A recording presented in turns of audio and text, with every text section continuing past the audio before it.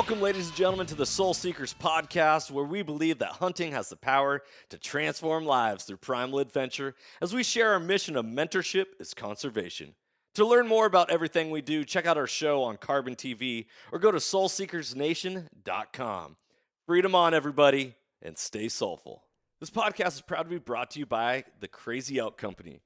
Go to crazyoutcompany.com to pick up yourself a tag wallet, custom kill kit, or one of their e-tag systems to throw in your pack this coming hunting season.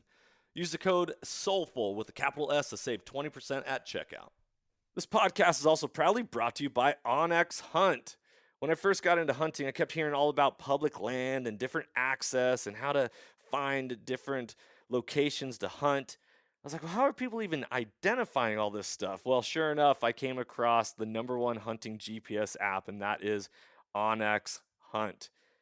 If you guys want to get better at hunting and go deeper into your scouting, OnX Hunt is the #1 GPS app for that. Join the millions of hunters who trust OnX Hunt to find more game, discover new access, and hunt smarter. It was a game changer for me, and I know it's going to be a game changer for you if you've never used it. If you have used it, you know the power that it holds. Guys, I really hope you enjoy this episode. If you want to know more about OnX, go to onxmaps.com/hunt and check out their app. Be blessed, freedom on, and stay soulful. Ladies and gentlemen, welcome back to another episode of the Soul Seekers podcast, formerly known as the Soulful Hunter. I'm your host, Johnny Mack, and today I am joined by the legend, the absolute legend himself. He is the face, the voice, and the man behind, well, a lot of things. Sequence Precision, Hat Creek Training, putting on stuff at Everly, Stock, Beyond, and so much more. Well known within the hunting, shooting, firearms industry, and all around great guy. He's a patriot. He's a cowboy. He's an American hero, a Special Forces veteran, and the director of business at Sequence Precision, Matty Nelson. Everybody give it up for Matty Nelson. Man, that's all lies, straight up. I just work for some really, really cool people, right? Like, oh man. You know, when I was perusing social media and I was reading your profile on Instagram, I was like, okay, I don't think when I first met you, you weren't a cowboy, were you? You have like developed that cowboyish over the last couple years. Yeah, it's a funny story actually. So I got a Special Forces background. I got to do a lot of really cool things when I was there, and I had moved up here to Idaho recently, and was had made a friend down the road, and they were playing like the bucket list game, right? Like, oh, I want to scuba dive and I want to skydive and I wasn't trying to be like the one up, douchebag of the conversation, but it was like, yeah, I've done that, and yeah, I've done that, and yeah, I've done this, and my friend was like, all right, like, smart ass, what do you want to do then? What's on your bucket list? And I told him, like, man, I just want to ride a horse at a full gallop. So, like, it looks really cool, and I want to do that. And 2 days later, he called me up and he said, hey, I got my brother up here. He's got his horses. Come down and ride one. So I putzed around the corral for like 10 minutes, and I was like, okay, I'm pretty athletic. I think we can do this. And I was on a horse named Buck, and I rode him till he was like, that is enough. Like 4 hours of just straight galloping across. We had like a 10-acre pasture, and I was just doing like figure X's, one corner to the next, like just as hard as this poor horse could run. And that was like a drug that I could not get enough of. I bought horses since then. I've trained horses. I've helped break wild horses. And it is, for me, it's the one place where I can calm my mind down, right? Like, you've met me, I'm running 100 different directions. I got 30 balls in the air, and just kind of running around with my hair on fire. But when I get to sit on a horse, that is the only thing that I'm paying attention to, is how he's feeling, what his mannerisms are, what my mannerisms are. And my mind can calm down because I'm on 1,400 pound that gets a vote of where we're going to go. So Buck is he's like, I'm no more letting it Buck. I'm going to change my name to like Steve. Yeah. Right. Like something more docile. Yeah. Old blue stick back in the corral. But anyway, this is my horse named Phil. He's very chill. Dude, yeah. I love how you're saying that connecting with nature calms your mind. It settles your soul.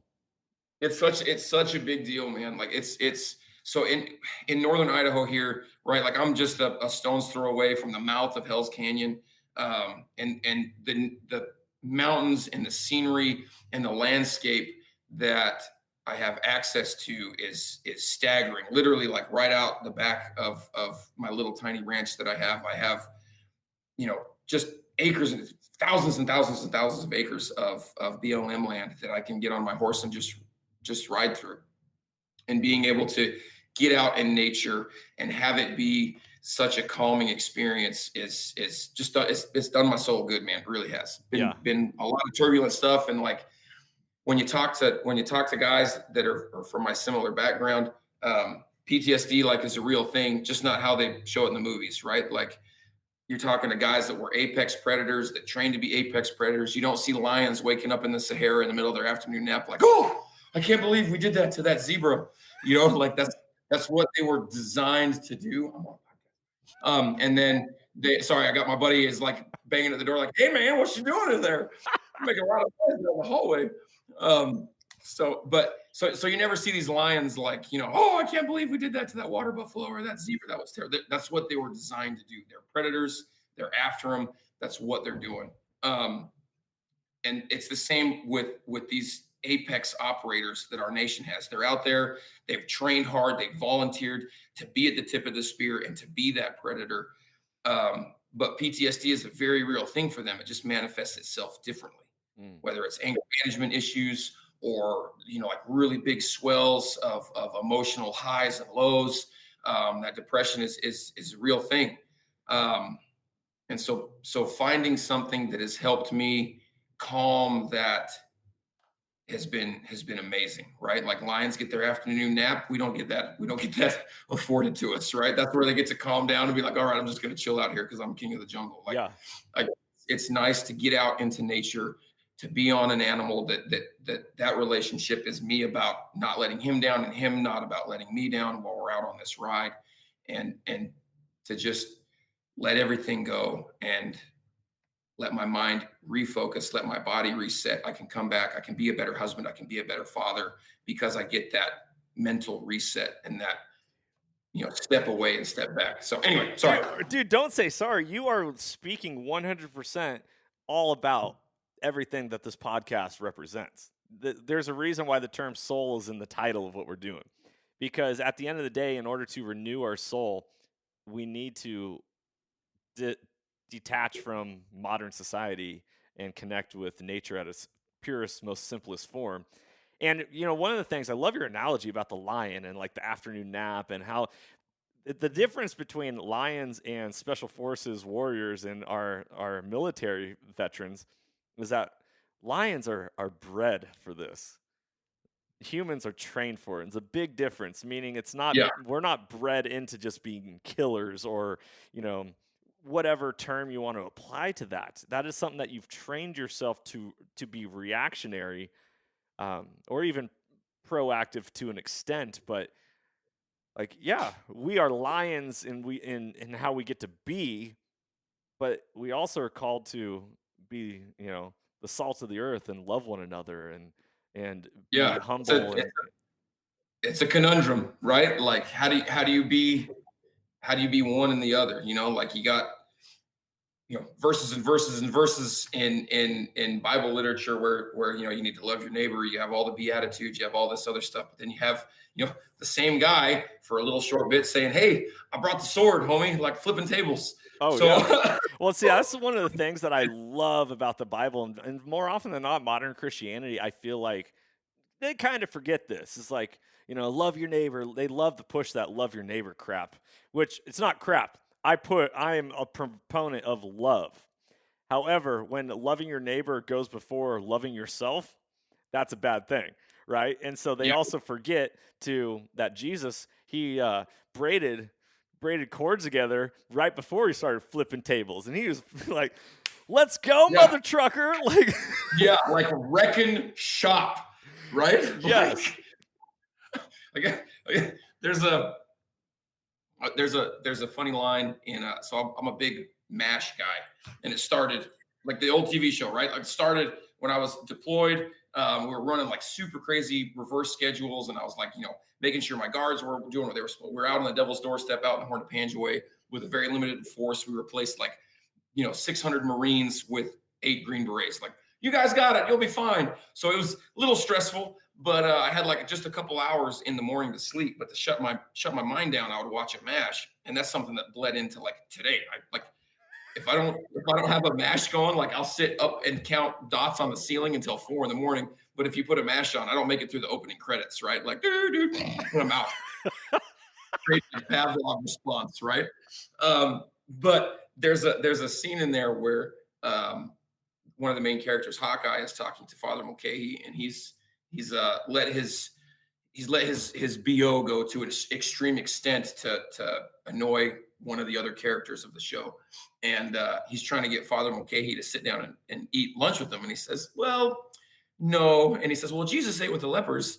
And Father Mulcahy responds with, yeah, but he was an exceptionally good sport. And right?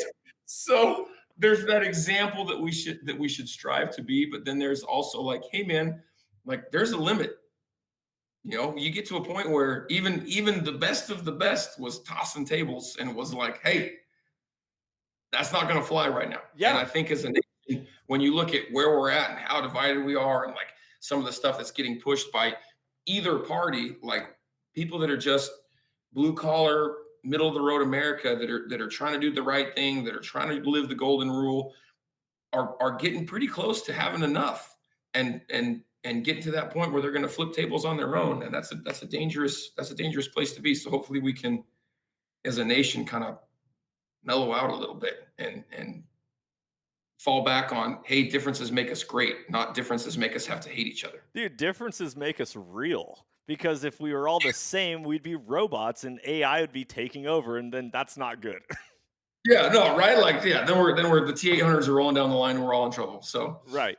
No, I totally agree. And that's actually, it's funny that you bring this up, because I've been thinking about how I wanted to have a podcast recently, or coming out soon, about emotional relativism, which a lot of people, if I say that, don't actually know what that means. But the concept is that everything is fine until it's done to me. The minute you do it to me, it's no longer fine. So they're like, oh yeah, push these politics, push all this whatever you want to do onto other people, but don't do it to me, because when it comes to me, it's no longer okay. That's emotional relativism. Yeah. It's a widely misconstrued and misunderstood concept that's rampant right now. Yep. So, well, and that's why I said earlier when we were talking about, like, love thy neighbor. I mean, loving thy neighbor is great. If you don't love yourself first, that's the issue, because you can push your relativism on everyone else, but when you cross the line here, hey, not good. Yeah, you got to take care of home base first, man. If you're not good with who you are and where you stand, then you can't be of service to anybody else. Oh, absolutely. I love it. So one of my favorite quotes is, I think Abraham Lincoln said it, is you got to stand for something or you fall for anything. Yeah. I freaking love that quote. I love that. You are somebody who, from an outsider's perspective, like if they're tuning in this podcast, they're like, who the heck is Matty Nelson? I've never heard this guy, never seen this guy. Like, you are somebody who embodies what you say and how you live line up, from my external perspective, to be 100% true. You are as true can be. And I am drawn towards you because of that. God calls us to be the light of the world, right? Well, to be the light of the world means that you need to just be true, to be on. And there's no, chameleon attitude where I'm going to be like this with this person, and I'm going to be like this with this person. Dude, you get Matty Nelson 100% all the time, and I love it. I love it. Well, thank you, man. We live in a funny world with social media and like, changing masks and changing suits from one crowd to the next, which is exhausting, right? It's a lot easier, I've found, to just be who you are. And if some people like that, great. And if some people don't like that, that's okay too, right? Like it's okay for people not to like you. You're not going to make everybody happy. Yeah. But I appreciate you saying that, man. That's a really high compliment, Oh, and so, it's thank you. huge. I want you to know that. You know, people say birds of a feather flock together. Well, in order for you to know what birds of a feather flock together, it's nice to know where people stand and how they are, right? So, you say stand for something, let it be known, and that way people can just navigate this world that much easier, right? Like, Yeah. I don't want to chase elk uh, and then have it be a horse with antlers pretending to be an elk. I'm going to be disappointed. Be like, that's not what I was Yeah. looking for. That's not going to taste nearly as good. Right. Yeah. Like, and let your yes be yes and your no be no. And let's be able to navigate this world, because then we're not hiding stuff and playing games and, dude. Yeah. Just pretend to be something you're not. Yeah. Right. Like, well, speaking of pretending to be something we're not, I am somebody who is constantly wanting to learn and get better. I've been in the hunting field for under a decade. I've been shooting a BB gun since I was a little kid. Red Ryder,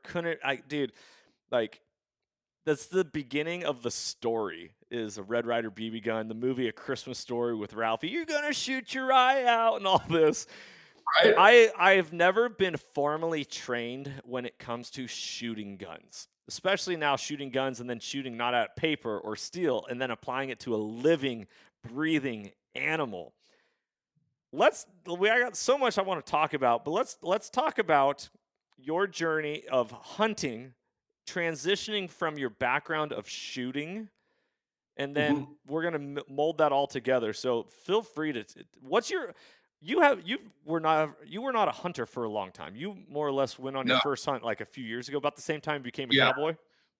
Yeah. So it's just a couple years back. So I didn't grow up shooting. It was something that, like, we had guns in the house, and I shot skeet every once in a while and did some Boy Scout things or whatever. But didn't get super serious about it until I got to the military. And then it's an odd path that got me to where I was at. But I originally only signed up for 18 months. They just needed bodies in Iraq. You did 3 months of basic, you did 12 months in Iraq, you came back, you did 3 months of demob, and you were out. Unless you got injured, like you didn't even qualify for veteran status. It was just like, do you want to go on an adventure for 18 months? We got you. But halfway through basic training, I had a drill sergeant pull me aside and be like, hey man, you're a little bit more advanced. You're a little bit older. You're a little bit more mature than a lot of these young kids that are coming through here. We need to look at switching your contract and getting you go the special forces route. And once I made that switch, I never looked back. I jumped over there and did 10 years there, where I had a blast. I was deployed for different things via training, as well as like real world stuff in Afghanistan, like 300 to 320 days out of every year. It was an insane op tempo. But it's where I really, perfected and continue to learn the craft of shooting, be it pistol, be it carbine, be it long range sniper systems, be it mortar systems. I got to be a sniper for a lot of the time I was in there. And to really get good at it, you got to go from, hey, here's your Green Beret sniper, special forces sniper course.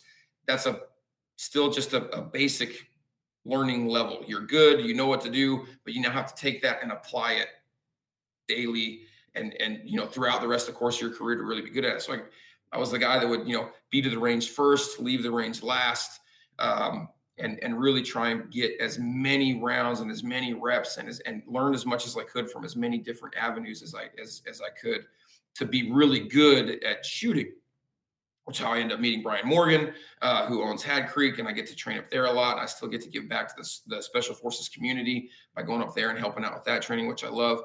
But because of that, because of where I was stationed in Florida with 7th Group, like the deer down there are, like small dogs. They're not very big deer. Like, I think you get, during deer season is huge, and I think you get a doe a day and a buck a week for months because there's so many of them, but they're just not very big. But I was never there, right? I was gone all the time. And so when I got here, I got to Idaho and working for Seekins Precision. Glenn is a huge hunter. Lucas Mattoon, the quality control director, huge hunter. Eli, our main lead programmer for all the robots and all the machines we have out in the shop. Huge hunter. 3/4 of the shop floor. Like the shop is empty during the month of August and September because everybody is out doing hunting because it's the lifestyle that they have up here. That's what they grew up doing. That's what they love to do. They continue to do it. And I kind of took a pause from it for a couple of years when I got out, because it was different game, different mentality, different set, right? From what I was doing in Afghanistan. It's a different mindset. So it took me a little bit to be like, okay, like I can look down the barrel at something that's got a heartbeat again and do it for a different reason, right? Like this is to put meat in the freezer for my family that tastes good, that is, as organic as you're going to get. And it's beneficial to me and my family. And it's providing food for us for, eat on an elk for a long time. So, that's kind of how it all came about. I'd been here for a couple of years before I went out hunting. And I went with Lucas Mattoon and Mike Stilson, who's a Marine that works here in the shop that was blown up in Iraq. And it's just one of those dudes that, could complain about everything and never does. Just always has a smile on his face, always ready to get out there. So it was very fun to go out there with a good friend, Lucas, and then Mike, who is, similar mental background and just a good personality. And we got to go out and shoot an elk that day, and it was amazing. So it was super fun. But what did you squeeze the trigger on the elk? I did. Yep. So it was so it was come on, you're leaving us hanging. It's your first hunt. Like, so it was it's funny enough, like for where I work, you think it would be like, hey, I was behind this Havoc Element and it was, a 700-yard shot, or no, it was with a muzzle loader at 127 yards. Sweet. So still a pretty good shot for a muzzle loader, right? Heck yeah. But we'd been kind of spotting and stalking, and they were back up in a little grove, and it was this big cow and a small spike, and he was out in front of her by quite a bit, so I needed to let them move around a little bit to get a good shot on her. But it was a one shot and done. She hobbled off about 15 yards, and then that was it. So it was a good clean shot, and it was good. It was a lot of fun. Like, what? Got to pull a trigger with on a muzzle loader, right? Like, talk about trigger management and sight management and recoil management. Like, click, boom. Oh man! Dude, the first time I shot a muzzle loader, you're used to shooting a gun where you squeeze the trigger and it's that bam, it's right away. Yeah. There's that like 2-second delay. Boom. And it's like your body's used to it. Like, you're trying not to flinch. It's going to come. Half the time it's long enough that you flinch and still have time to recover and get your sights back on target before it goes off. Like, ridiculous. Dude, it's so crazy. That's how I got that first elk, is with the muzzle loader. We were way up in the woods. We were like, it was December. We were knee deep in snow. It just worked out real well. She looked beautiful. We ended up caping her out because she looks like a grizzly bear. If you just look at the cape, it's like 8 inches, 9 inches of neck hair. Oh. Like, she was very, very pretty. Right at a good time for everything to line up just right. She tasted amazing. She looked super beautiful. And we haven't had to buy ground beef from that hunt until just recently. Like, it was amazing. It's so awesome. And then, go fill the freezer again, go do it all over, and then don't buy meat again for a while. That's the plan is, I'm headed out. I'm out of town this weekend, but we have some tags that are here that's for rifle season. So hopefully the story is with more Seekins gear this year around. But I'm super excited to get out and to do it again, because it's just good to be out with kindred spirits and out in nature, like you said, getting that reset, getting away from social media, getting away from your cell phone, getting away from the daily grind and emails and everything else you got to do to get back to, like, hey, this is how man was designed originally. Yes. And it feels so good to get back to that. So I'm very excited to get to it this year. Oh, that's beautiful. I didn't know, rumor has it that Seekins is coming out with a muzzle loader. I don't know. In an AR platform. Right. Just slap a sticker on it. Be like, yeah, here it is. we did a April Fool's article with I think it was Guns America, where like True Pierce that is he does a lot of the writing for them and stuff. Super good dude, very very pro 2A lawyer, is does a lot of good work for the community, but he also does a lot of writing for Guns America. He's like, hey, send me a couple pictures. I'm gonna doctor some stuff up, and I have this crazy idea. So I helped him write the write up for it. It's hilarious. But yeah, it was a muzzle loader AR from Seekins Precision. Like it was, the pictures were ridiculous, but it was pretty good. Oh, that's so cool. What was it like for you, that moment of truth? Because this is one of the things that I've been working through in my head. In the hunting world, there's like, from my perspective, it looks like there's two camps. The camps that they're good with anything, like the kill shot, what is called a grip and grin, which I didn't even know what that was until just a few years ago. They want to hear it, see it, taste it, smell it. They want all of it. And then there's a side where it's like, well, that looks bad for people who don't hunt and hunter recruitment and all this. So I'm really working through this concept of what makes somebody a hunter, right? And it really comes down to that moment of truth, actually taking the life, because until then you're just like observing and tracking. Mm-hmm. Until that, and you watch that animal get hit, fall, whatever, like then you cross that threshold. It's like losing your virginity, right? It's like you can't take it back. Once that bullet or arrow is sent, there's no grabbing it and pulling it back and be like, I changed my mind.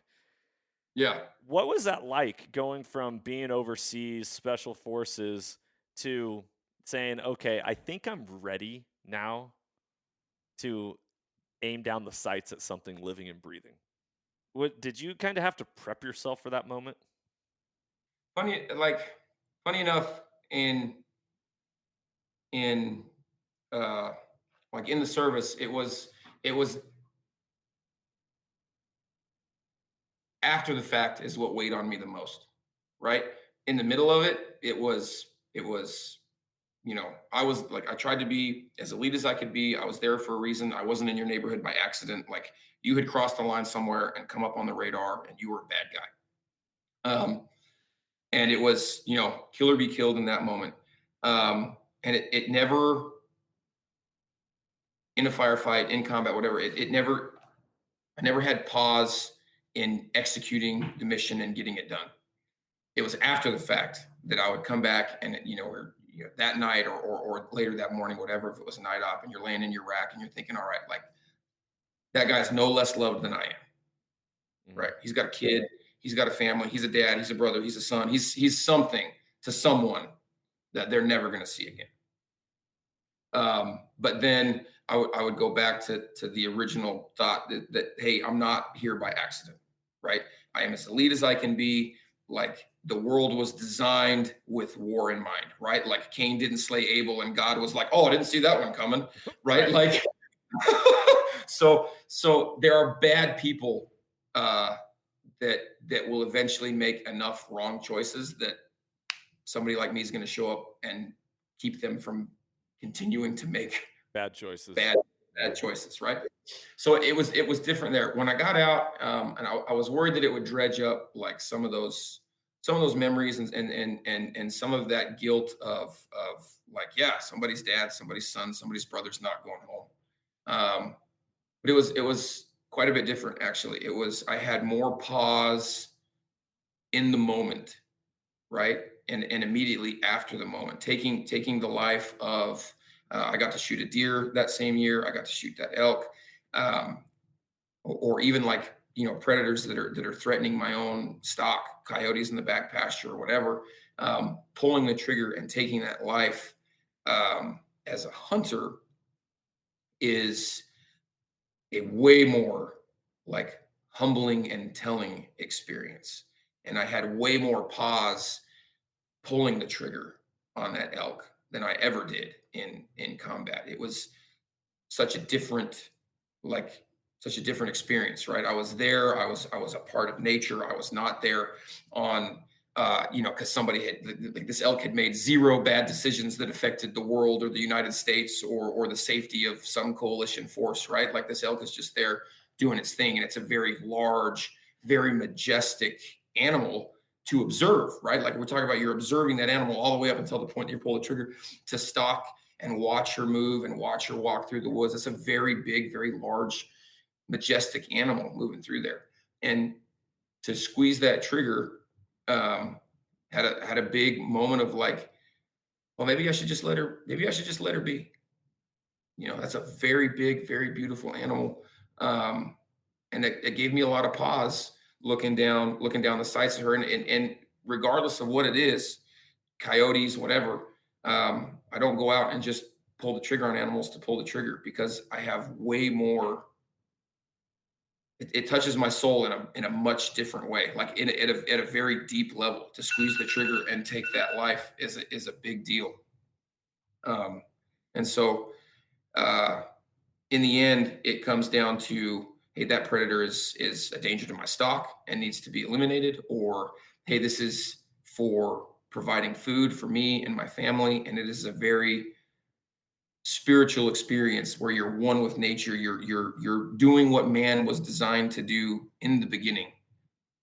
Provide for your family and yourself with sustenance that God has put here for you to do so with.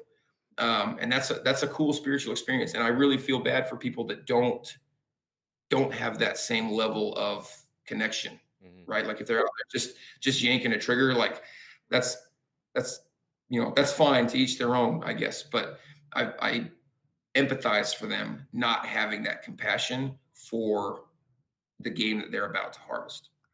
Yeah. Anyway, sorry. No, man, no apologies needed. Matty, it's really fun seeing how, we talk about in conversations with you, like, you run at 100 all the time.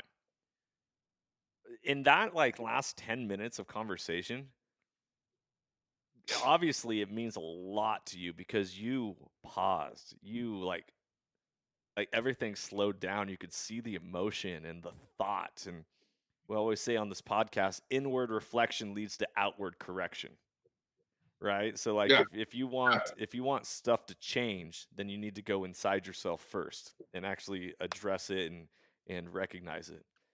I love that. That's beautiful. Beautiful, brother. What do you say about people? There is an old adage when it comes to hunting that don't ever shoot anything you're not going to eat. What do you think about that? Yeah. I mean, like, when it comes to, like, big animals and stuff. So, in my family, I didn't grow up hunting because both my granddad and my dad had to hunt to put food on the table. My dad didn't want the stress of it, right? Like, that was his goal of growing up and being an adult. Is like, I want to make enough money that I'm not disappointing the family because I didn't come home with dinner, right?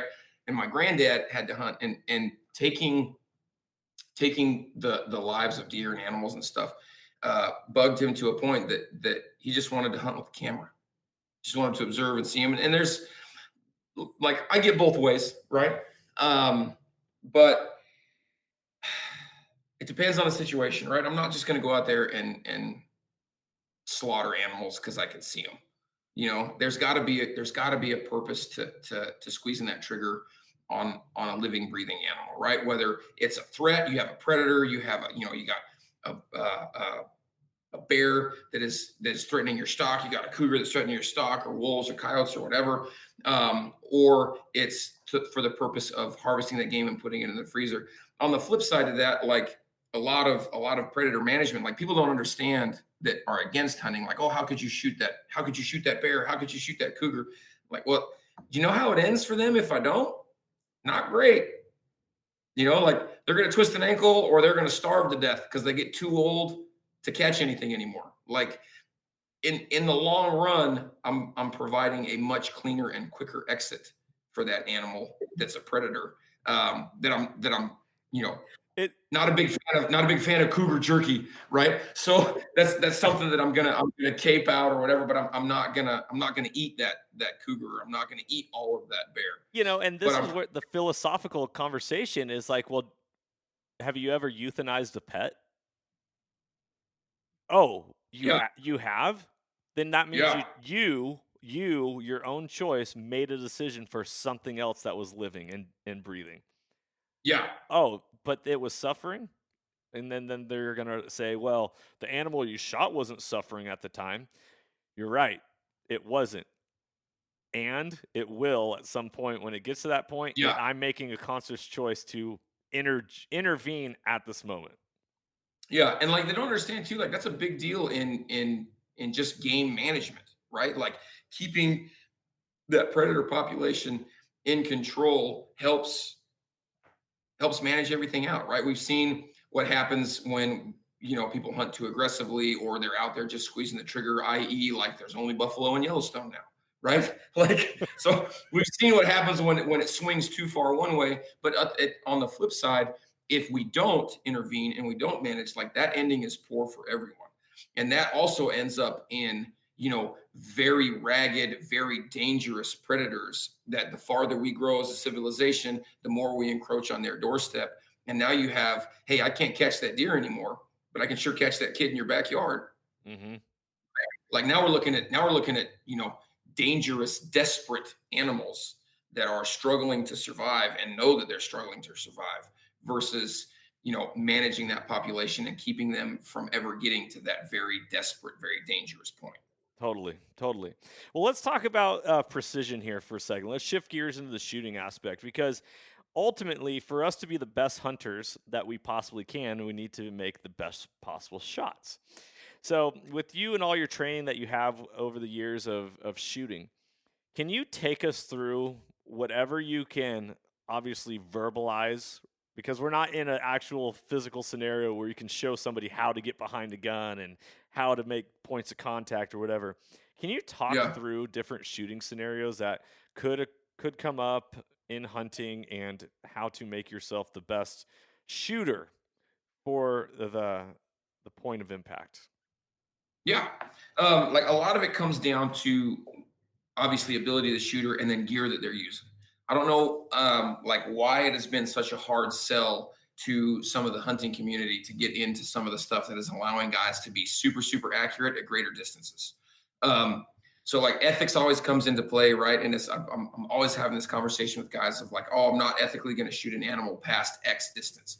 Well, like that all comes down to like ability of the shooter and the gear that they're using to be accurate, right? So like when I talk about tripod usage, which is a big one that allows, I mean, hunters that get to shoot in the prone is how often, right? Like how many guys do you talk about? I wish I could shoot in the prone every shot. Yeah, right. Like obviously it's the most stable, but in a real world hunting scenario, it's super, super rare that you ever get it. But then I talk to hunters at all these different shows that I'm at for Seekins Precision or online or everywhere else. We obviously, the hunting rifles are the top sellers here at Seekins Precision. I get emails every day talking about, oh, I'd never take a tripod out on a hunt. Why? Why not? Like they don't weigh that much and they immensely make, I mean, it's not even comparable how much more accurate you are, regardless of how you use it. If it's exactly like if you've never used a tripod before, what you're picturing right now in your head is I'm standing and the tripod is fully extended and my rifle is resting on the tripod. Either it's clamped in or I'm using some type of clamp to secure it up there, a hog saddle or a vise, and I'm taking that shot, which is the least stable way to use a tripod, but the most common. But even then, how much more stable am I shooting off a tripod where I have my legs as a point of contact up to my shoulder for the rear of the gun and I have the tripod for the front of the gun? How much more accurate can I be?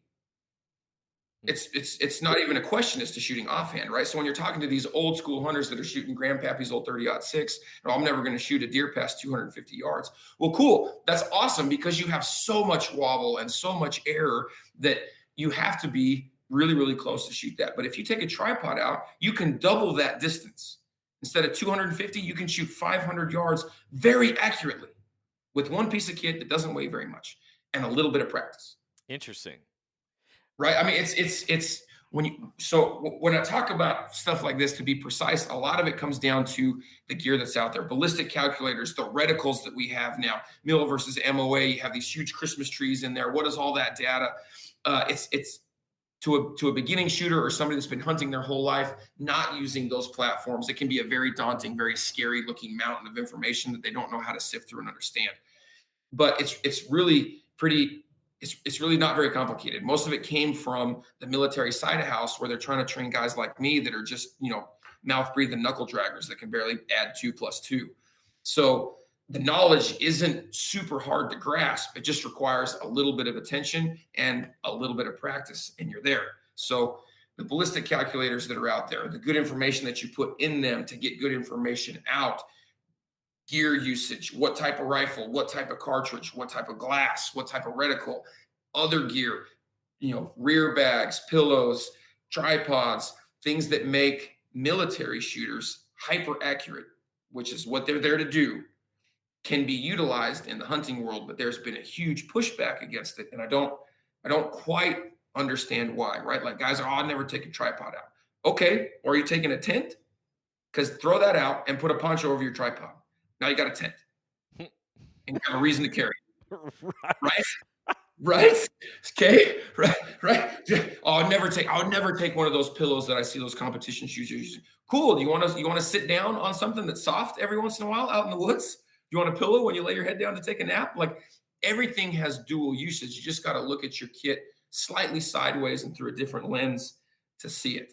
Right. A tripod is really just a movable shooting bench that weighs 3 pounds, right? If I shorten up the front 2 legs and I extend the back leg all the way out and then position myself where I can literally sit or kneel over the top of that rear leg, now I have all kinds of support. I take the pack that I have and I put that underneath the gun. Now I have rear support and I can disassociate my shoulder from the gun completely, take my heartbeat out of the reticle, take my deep breathing out of the reticle. The tripod is supporting the front of the gun. That is a prone shot now. You can shoot on paper just as accurately in the prone as you can from a tripod kneeling and you're 2 feet, 3 feet off the ground. Wow. Dude, I'm getting a visual like right here as you're doing this because I just got done watching. So OnX Hunts sponsors this podcast. Okay. Mm-hmm. And I remember just today watching Dylan Dowson, who's been a guest on this podcast. He went to your OnX came out to your Hat Creek training, and he was showing. They got a hold of Brian Morgan, and they've been doing some stuff. We sent them a bunch of guns for some different things they wanted to do, and they came out, and Brian was out there, and we got to really show them like, hey guys, this is how you use a tripod. And it was cool. Yeah, all those like stories on their socials just dropped like yesterday or whatever. They're blowing my phone up. I was like, oh snap, hey, there it is. But that's your voice in the background of it talking. Yeah. And so as you're sharing this, I'm going through these stories. I'm like, oh yes, I see it. Yeah. So what you mentioned is something very interesting right there. So you're saying front 2 legs, shorten it up. Back leg, make it as long as possible. And you're talking about flattening out the tripod? A little bit, yeah. And it'll be terrain dependent, right? So the tripods that they have now, like, so Vortex has a really good one. Really Right Stuff is obviously the top of the market. They don't have a piece that comes down in between the legs, right? So it's the legs and then the ball head, which allows you a ton of maneuverability, and that clamps directly to an Arca rail, or you can affix a vise or like Hog Saddle's a big company out there. You can affix one of those, and that just pinches your rifle or the stock of your rifle into place. If you flatten them all the way out, they get about as low as 6-inch bipods, right? So if you extend all the legs out so that they're completely spread out along the ground, it's about the same as shooting off a bipod with 6 inches. If you go to just the first open setting with the front 2 legs, and then the last open setting on the back leg, now you have a like the frame of a tent where you would sleep, right? Your head would be up underneath the short 2 legs that are taller, and then the back leg extends along a greater distance and is a shallower angle, if that makes sense. Yeah. Right? So when you go to shoot off that, those short front 2 legs that are just in the first open position, so they're tall, that's the front. And then you put your rifle in line with that back long extended leg that's in the fully open position and is extended out. Now that allows you to have a very big triangle to shoot off of. it's very easy to build a stable platform off of. Every hunter has a backpack. So if you don't like carrying bags, you already have a backpack. Fold that up in between your chest and your knee and your firing elbow. And now you've taken up all that space and you're much more stable. You're not as wobbly and you can shoot right off that tripod. Interesting. Okay, so you've also said you can remove your shoulder from the gun. So I know being a rock climber, you always have to have 3 points of contact, right? Two hands and a foot, 2 feet in the one hand. It's whatever. But if you are only 2 points of contact, you're only going to be able to maintain, I'll say, your ability to hold is only going to last for so long before you have to put a 3rd point of contact on. Otherwise, you become shaky, unstable, and you fall. Applying that to shooting, is that the same concept? Like, you need to make sure you have different things in place before you even get ready to touch that trigger? Yeah, so so when I do a lot of the training at Hat Creek, a lot of the things that we're putting out to the guys is like, look, if you're super wobbly, there's a better position to be had. So take the time to build a better position, right? If you practice and it's slow in training, it's always going to be slow, right? Like, man, I don't understand. I'm super wobbly in this position. How do I make this position more stable? Let me take the time to figure it out, which is also why guys go, oh, I'm never going to do that in a hunting situation because it takes too long. Well, if you've practiced it and you've put yourself in a bunch of different scenarios and positions in practice, it's really not that hard to then do it in real time in a hunting situation and have it work out very well, because you're just molding something that you've already practiced. It's not your first time trying to figure out this problem. You've already shot off a log with a tripod as rear support, or you've already set up your tripod in this method and it's super fast now for you, right? So having that practice beforehand helps. When we talk about like shooting in the prone and disassociating your shoulder from the rifle, right? So let's go from the prone, the best you can get.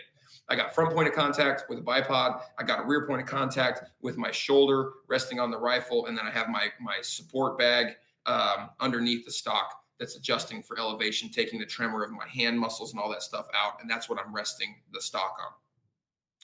If you lean into that rifle, you'll watch at 100 yards on paper, you'll watch your heartbeat in the reticle, right? You're going to see it. Now, okay, I was hiking. I just saw the buck of my life. I'm hyperventilating. My heartbeat's running 1,000,000 miles an hour. Let me get behind this rifle and make a clean shot, right? That reticle's going to be like, it's all over the place, right? So when I talk about disassociating my shoulder from the rifle, when I'm laying down in the prone and shooting in the prone, I'm only putting enough pressure on that stock to keep it just from falling back to the ground. I'm not loading the bipods like a machine gun, but it's as little pressure as I can get into the stock of that gun so that I take as much of me out of that system as possible. I'm the inaccuracy, right? The rifle, the ammo, that stuff's going to shoot, quarter to 0.5 MOA all day long. I'm the one that shoots worse than that. So if I take myself out and can disassociate myself from that gun by having the bipods in the front, having the rear bag in the back, and then my shoulder is there just to catch recoil and keep the gun on target, not have it jump around and be off by feet when I'm done with that shot, but stay relatively center line on the same target after that shot breaks. That's what my shoulder's there for, not to drive the gun. Now I can replicate that on a tripod or off a log or whatever, off the ground, where I'm trying to build a position that I can manage my recoil from, most importantly, because I need to see where that shot went. I need to see what happened with that shot. And then it's allowing me to take myself out of the gun, right? If I have that, so the tripod that we just set up mentally, right? You got 2 short legs in the front, big long leg in the back. You're shooting over the top. You take your backpack off. You've put your backpack in between your chest and the tripod leg and the bottom of the stock. Now I'm able to have another point of contact that is not me. It's the bag on the tripod leg, and it's super stable. That's front of the tripod is holding up the front of the gun. Now I can disassociate my heartbeat, my breath rate, my shoulder from that rifle. I'm there just to catch the recoil, and I can break that shot super clean versus shoulder into it, and I have, 2 MOA of wobble on the target. Interesting. Okay. Well, I mean, you pretty much just talked me into carrying. I always carry a tripod when I'm hunting because we film and phone scope and do all this stuff. Yeah. But I don't carry 2 tripods, one to shoot off of. So tripod is better than a bipod in your your opinion, right? Your perspective. Yeah, it just allows, like, particularly in the hunting world, it just allows me more options, Mm. right? It's a versatile piece of kit. Like we said, you could use it as a tent, you could use it as a ladder to get up and over obstacles that you're out there hiking on. There's a bunch of different stuff you can use it for. But as far as just shooting goes, the grass is always tall enough. There's always, like there's always, oh, I could have taken this shot, but I was on a really steep slope hill, either up or down angle. This same triangle platform we're talking about works really good for those crazy angles because you just set it up and now like the tripod is an anchor and you're just hanging on it. Yeah. Right. Yeah. So it really allows it, but even just using your kit a little bit differently. Right. So I get beat up all the time on social media because I'll post a picture where I'm shooting at a 33 degree up angle at a target uphill, and I have my Harris bipods on backwards. Oh, hey, like, what are you, a rookie? Your bipods are on backwards. I'm like, cool. Well, they're designed to be spring loaded and fold forward. And if I'm shooting at this extreme up angle, that recoil is going to make those bipod legs fold down. Yeah. Right. But if I turn them around, now I got a grappling hook. I'm just hanging on the side of the hill with those bipods and using them. So there's pros and cons to all pieces of kit. You just got to look at it from a different filter, right? Like, this is the intended use. I got it. But how do I manipulate that to fit the situation that I find myself in? Good bipods, a good tripod helps. They're both, I carry both on my gun everywhere I go. People are like, oh, that's going to be heavy. Yeah, but my main goal is to go out there and in training, right? I'm training these guys how to be hyper accurate. So I want to provide them with the tools that's going to allow them to be hyper accurate. In a hunting scenario, my goal is to go out and make a clean, ethical shot on an animal.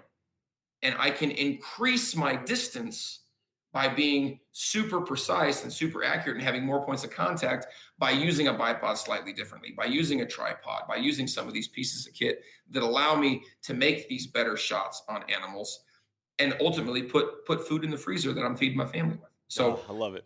Okay, here's a question for you. I see, especially when it comes to the AR platform, like my first, let's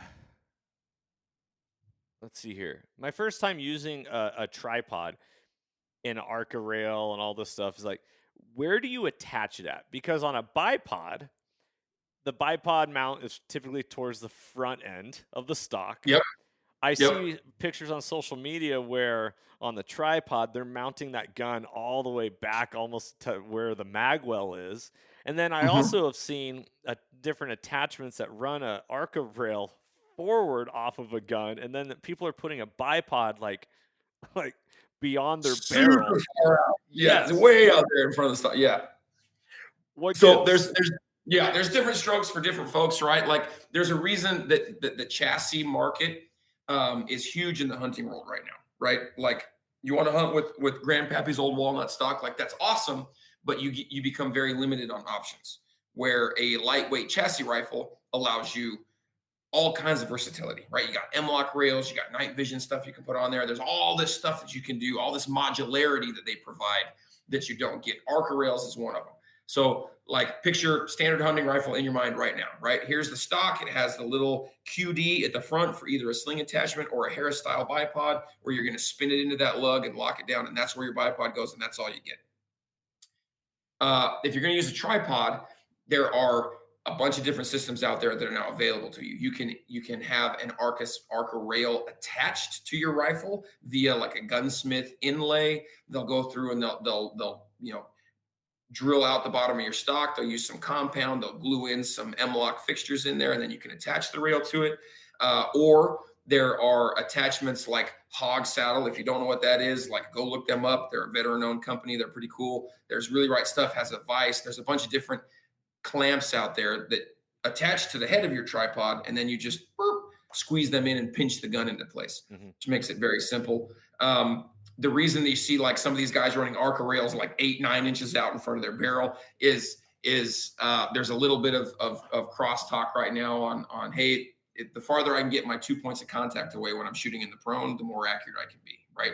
If I nail a board to the wall with 2 nails that are an inch apart, it's going to be easier for me to twist that board out of place than if I nail them 2 feet apart. It's like pistol iron sights versus rifle iron sights. You're more accurate with a rifle than a pistol because the sights longer, I'm more stable.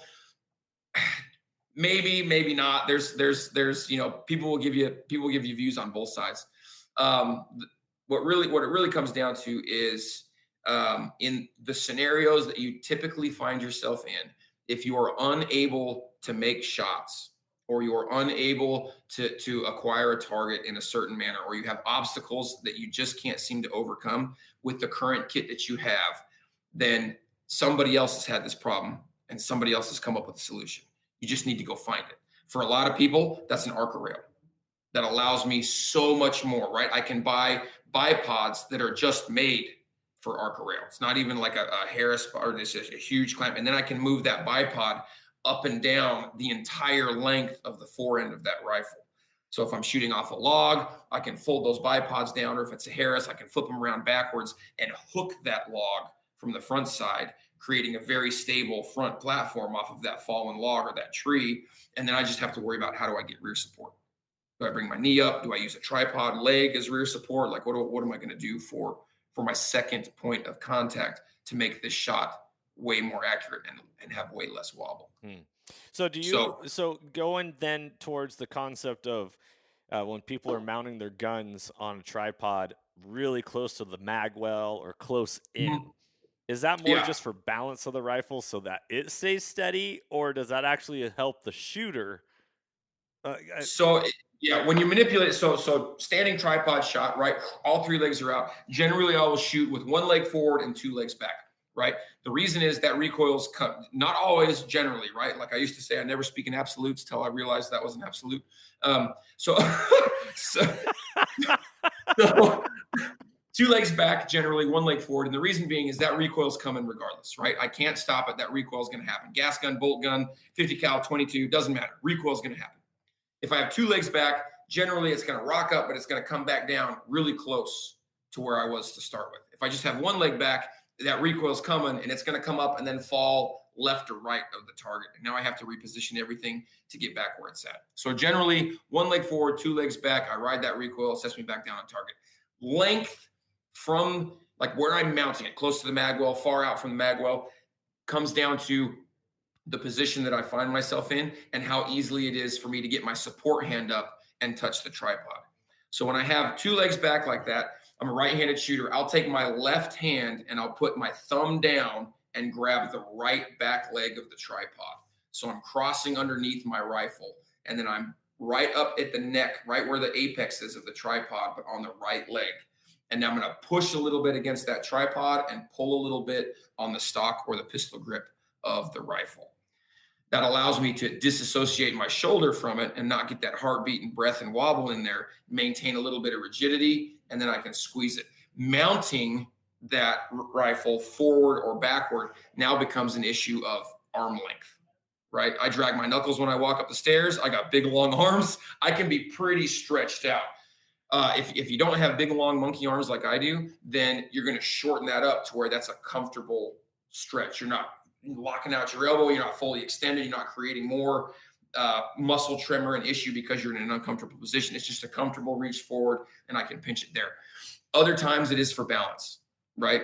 So if it's just, hey, this is the only shot I got, and I need to be super balanced, then positioning that rifle in a way where it's not super back heavy or super front heavy becomes important. So it really is kind of situation dependent on what you find yourself in, where you're going to mount that Arca rail. Okay, love that. We're gonna shift gears. What else do you have for shooting tips besides tripods, bipods, stuff like that? Tripods. So a lot of it is acquiring the target is a big one, right? We talk to guys all the time about acquiring a target, and I recently heard a thing from a good friend of mine at Vortex that helped clear it up, right?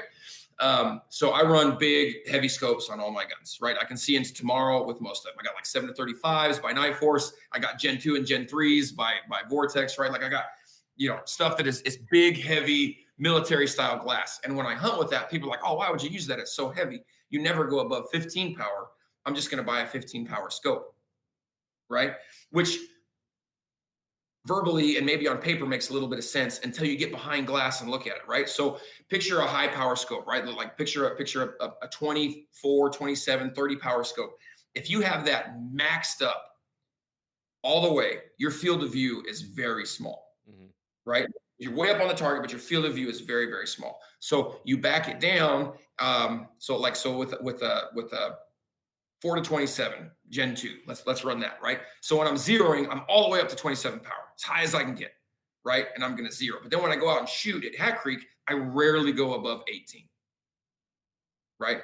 But if I only had a scope that went to 18, now I'm maxed out on that scope, and I have the same issue with field of view that I have at 27 power when I'm all the way maxed up on that big scope, if that makes sense, right? So if I only have a scope that goes to 15 power, then I'm looking through a soda straw.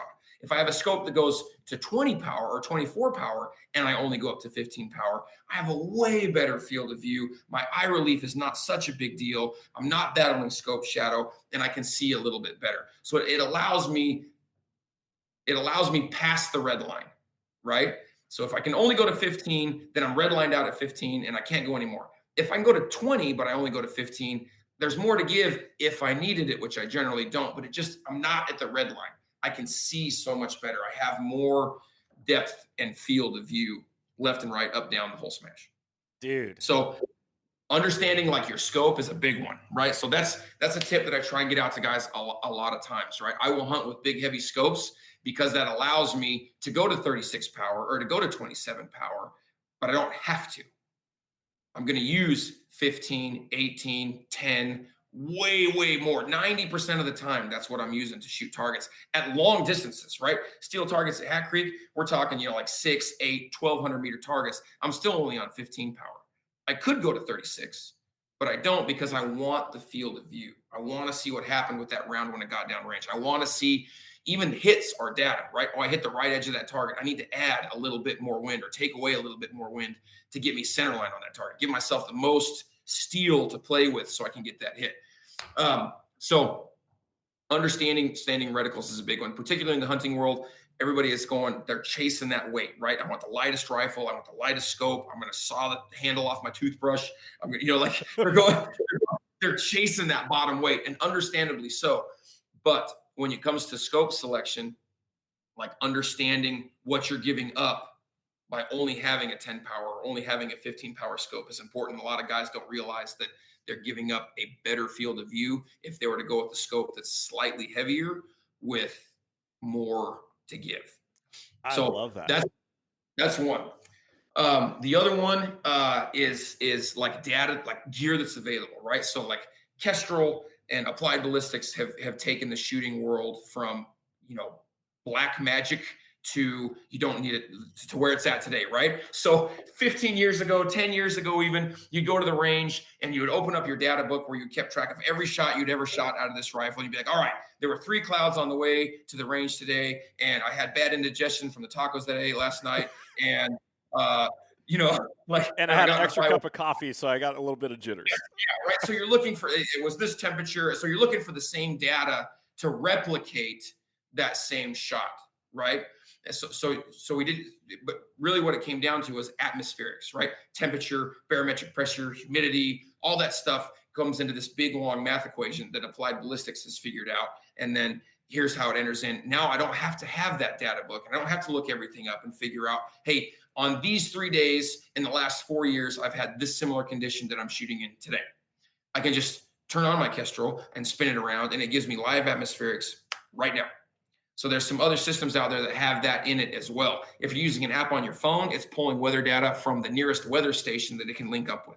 So it may be pretty close, but it won't be exact, right? Something to understand. The SIG 10Xs that just came out have Applied Ballistics and real-time data in them. The Fury 5000s by Vortex have real-time data in them. So as soon as you laze that target, it spits out the data for that rifle with those atmospherics that you have in that situation right now from your exact position. What people also like, where the shortcoming happens is they put half-assed data in and then expect super accurate results out, right?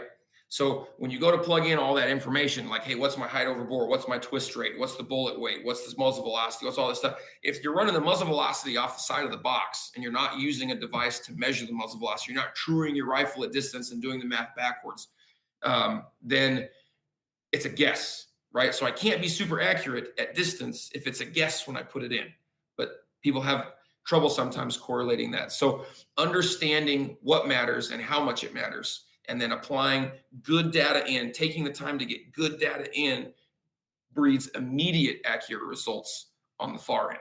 If you take the time to do it right the first time, as soon as you hit that lays button, hey, it's X yards at this angle, and this is what your hold is. You dial it up, send the shot, and you are on the money every time. You just got to read the wind right. Freaking awesome. So that's a big one that I see is guys will have the equipment, they'll have spent the money, they're there to do it, but they don't understand that you got to have good data in to get good data out. Another one is so Brian Morgan up at Hat Creek, he's got a saying like everything matters, right? And it's important to understand everything that's going into the math of that shot, right? So if I'm going to shoot this target or this animal at X distance, how much comes into play, right? Atmospherics, obviously a big deal. How hot it is, humidity, how much air the bullet's got to move through, the wind, et cetera, et cetera. Also, what angle am I shooting? How is that affected by the Coriolis of the Coriolis effect, the spin of the Earth, which is a big deal, right? Like everybody wants to talk about Coriolis effect, yada yada yada, which is a whole nother conversation. I can't go up in a hot air balloon and land in Paris in 12 hours. So is the Coriolis effect real or not? Right? Like you talk to airline pilots, like, hey, how do you account for that? And they're like, what are you talking about? We don't. So why is it? Is the Earth flat or is it round? Oh, dude, right? Like you want to blow long range shooters' minds? Be like, Coriolis effect isn't crap, and they'll be like, whoa, no, like, okay, right? Like when they originally did the math, it was for a cue ball in space with no atmosphere, right? But you don't walk outside and get blown over by the 700 mile an hour wind. The Earth's rotating with like 730 miles an hour, but the atmosphere is moving with it, right? So it is still in effect. It's just not as much as they originally made the calculations for. But even at great distance, with the angle that I'm shooting at, the degree azimuth that I'm shooting at, where Coriolis effect has the greatest effect, like straight east or straight west or straight north or straight south. Even then, at like 1,000 meters, it's usually within a tenth, right? Can I shoot that good? No. Can the rifle hold a tenth at 1,000? Can the ammo hold a tenth at 1,000? Right? So everything matters. If I have the time, I'm going to plug everything in that I possibly can. But if time isn't a factor, if I have the understanding of what that stuff is, I also understand which ones I can start to negate immediately. Right? Like Coriolis effect, I can drop that one off. Don't need to worry about it. Right? 600 meters, 600 yards, 700 yards, whatever, it's out. I'm not even going to think about it. Right? Is it turned on in my ballistic calculator? Yes. Is it thinking about it? Yes. Am I thinking about it? Not at all. Right? I'm not like, oh, it's going to be, I got to aim a tenth to the left because the spin of the Earth. Nope. Not even thinking about it. Yeah. Right? So I'm eliminating those facts. What does matter? Angle to the target, up and down. Right? That's a big one. Right? Is it a steep angle to the target? Because now, like, time of flight is the same, but the distance is not. Right? So I'm shooting 1,000 meters, straight line, 0 degrees for angle. But then I take that and make it a 30-degree angle. It's not the same distance to the target, but the gravity and time of flight is the same. So how do I account for that? There's the cosine of the angle that you're shooting and all that other stuff. Quick one is take 10% off your data, right? That makes it easy. But if we're talking ethical shots on animals, then we need to really get serious about, hey, what's the distance? What's the angle? Where's it at? What is my ballistic? What's my ballistic calculator saying my data needs to be? And then I'm going to use that, right? I mean, like, it's just the ballistics class that we do at Hat Creek is like a day, right? And guys walk out wearing their shoes on their head. I was going to say, my eyes just went cross, my brain exploded right there. Just listening to that, I'm like, yeah. The biggest thing is so the point that I would like to make with this one is everything matters, but it's important that you understand as much as you can about everything, so that when it's just down to the shot, you can immediately start to eliminate stuff that doesn't necessarily matter for that distance, that type of ammo, that weapon system, et cetera, et cetera. Right?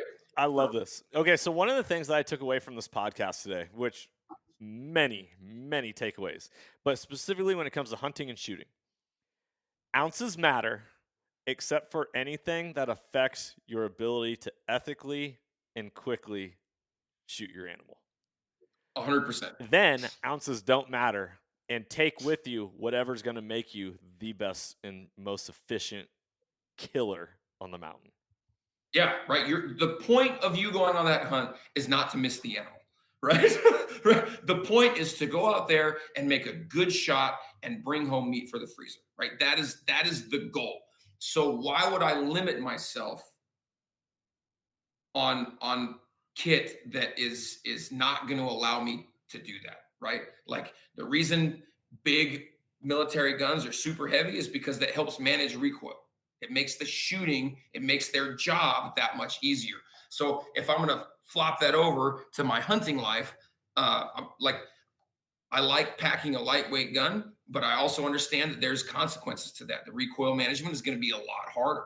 I'm going to have a difficult time managing that recoil. So if my goal is to go out there and harvest the animal, I'm going to optimize what I need. I will save weight somewhere else. Mm-hmm. I'm going to take a tripod. I'm going to take a good piece of glass. I'm going to take a rifle that I've trained with, that I'm comfortable with, that I know I can shoot accurately.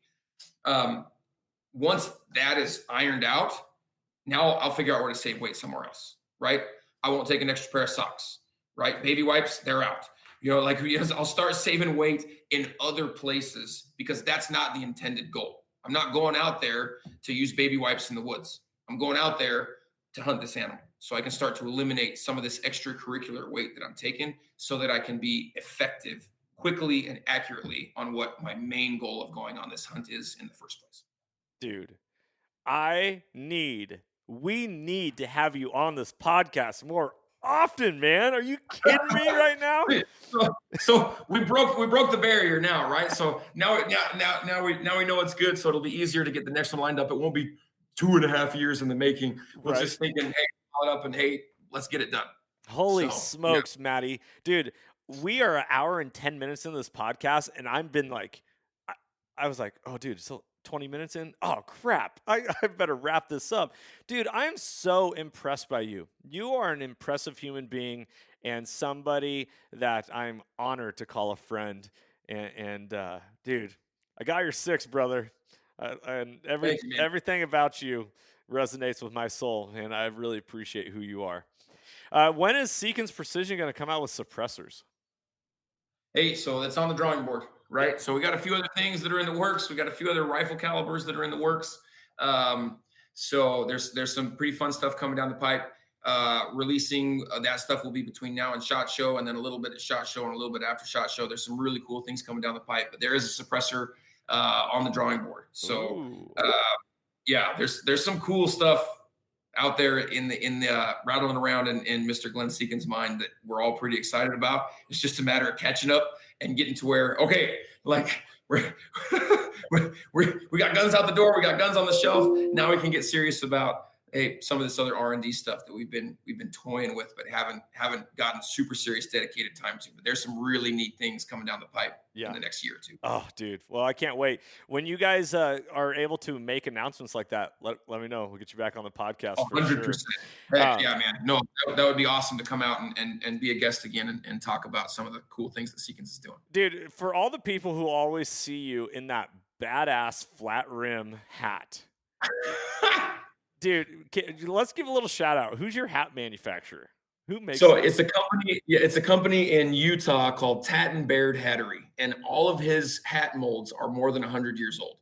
Wow, super cool. Like if you get a chance to visit them on social media, it's Tatton Baird Hattery, or if you're ever in Springville, Utah, swing into the store. It's a local dude who just is into making hats. So he does a bunch of different ones. He has like top hats and a bunch of different stuff, but he does have a specific cowboy line. And I went in and was looking for a good lid, and then they all come with a lifetime warranty. They're awesome hats. But yeah, super cool place. Get a chance, go in there, ask for Chandler. He's the man. He'll get you squared away. Okay. Does that hat stay on you when you're riding? 100%. I didn't know anything about custom hats, right? So I went into the shop and I was like, hey man, I'm looking for a hat that I'm going to wear for the next, forever. I don't want to have to buy another one. You're the guy to come to. That's what everybody said. So here I am to buy a cowboy hat that's going to last me forever. And he was like, sweet, let me take some measurements. We'll get this kind of figured out. And I was like, well, I wear like a 7 1/4. And he looked at me like, obviously you have no idea what the hell we do here. So he comes out, he measures my head in like 40 different spots, talking to me about like, how does your hair cut normally? Are you going to have this long hair forever? Are you going to take it down? Are you not? He takes all these measurements, goes back, calls me in like 4 weeks. Like, hey, we got your hat done. Come on down and get it. So I was bouncing back and forth between Utah a bunch. So I went down, I picked it up, and it wasn't just like hey, here's your hat in a box. Have a great one. Take care. Like he comes out and he puts it on your head and you're like, oh yeah, that feels pretty good. And he's looking around and he's got these little toothpicks and he's doing some measurements. Nope, takes it back, comes back 5 minutes later, puts it back on your head. Nope, takes it back, comes back 2 minutes later, puts it on your head. Nope, takes it back. Takes like 30 minutes to get it like when I first put it on, I was like, it's good, right? And he's like, nope. So takes it back, does that. So now with the custom fitting that they do and the little tiny changes that they make, I can ride a horse at a full gallop and not lose my hat, but I can take it off and not have a big red line on my forehead because it's like smashed down on there. It's super, super legit, super custom. Like Chandler's the man. It's super cool. So if you get a chance, like he's the guy. There's a couple of really, really good ones. My brother Danny has a similar hat. His is from Burns Hattery, which is also a super old, just dedicated cowboy hat manufacturer, also in Utah. But they're just good lids, man. Tad and Barrett is awesome. Super cool people, super low key. And they use stuff that is, 110 years old. If a machine breaks, he's got to go manufacture the part on his own because nobody's making like, oh yeah, we have this old felt stripper, like it's. So, yeah. Anyway, super cool. So that's the story behind the lid, man. It's awesome. I love it.